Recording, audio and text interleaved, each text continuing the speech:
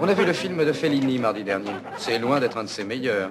Il y a des lacunes au plan de la cohésion. Tu sais, on a le sentiment qu'il n'est absolument pas sûr de ce qu'il veut avancer. Au fond, il m'a toujours paru évident qu'il n'était qu'un remarquable technicien. Certes, La Strada était un grand film, grand dans l'utilisation d'énergie négative à défaut d'autre chose. Mais cette simple utilisation... Je vais en faire un infarctus. Eh bien, n'écoute pas. Je l'écoute pas, mais il me bug son opinion en plein dans l'oreille. Je veux dire, tiens, c'est comme dans sa Juliette des Esprits, ou son Satyricon. J'y vois une incroyable complaisance, c'est vrai, il faut oser le dire, quoi. C'est même un des cinéastes les plus complaisants, convenons-en. La complaisance est à toutes les sauces. Sans vouloir être méchant. Tiens, pourquoi t'as le moral à plat? 8,5. J'ai manqué ma thérapie, je ne me suis pas réveillée.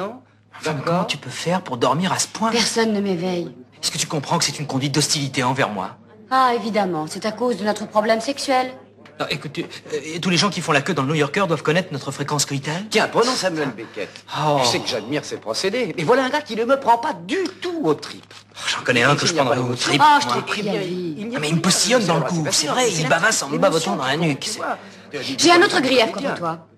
Tu sais, tu es un tel égocentrique que si moi je manque ma thérapie, tu déclares que c'est toi le plus affecté par la chose. C'est une fuite devant la femme. Non, mais mes premiers travaux d'approche Non. derrière, C'est étroite. probablement deux frustrés qui se sont trouvés grâce à une pub dans un hebdo de gauche.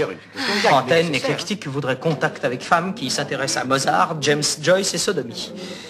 Qu'est-ce que ça veut dire, j'ai un problème sexuel? Je t'en Tu te rends pas prie. compte, mais je suis presque normal pour un gosse élevé à Brooklyn. Ok, mais l'excuse, c'est mon sexe qui est un problème. Ça te va, mon sexe est un problème. Là. Annie, je n'ai pas lu cet ouvrage, c'est pas du Truman Capote. Je sais pas, on dirait un sujet à raison, Capote. Que ce t'as soit raison. l'influence de la télévision. Oh, tu me saoules. Marshall McLuhan attribue à ce médium privilégié c'est un monde, mais c'est... une très haute intensité. Tu comprends? C'est Et ça. la chaleur de ce médium. Si je m'écoutais, je s'oppose l'assommerais à la avec froideur, une merde dans voilà, un bas de soie.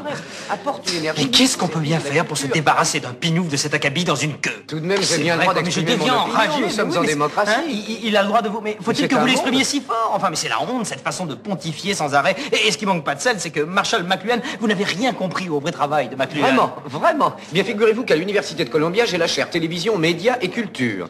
Aussi, mes analyses au sujet de Monsieur McLuhan, bien que vous en ayez, font quand même autorité. Vous croyez? Oui. C'est amusant parce que, justement, Monsieur McLuhan est dans la queue. Alors, si vous permettez, je vous l'appelle. Venez par ici, une seconde. J'ai entendu ce que vous avez dit. Vous êtes passé à côté de mon travail. J'affirme que vous travestissez ma pensée. Que l'on vous ait confié une chair, quelle qu'elle soit, est une chose confondante. Putain, le pied, si c'était ça la vie.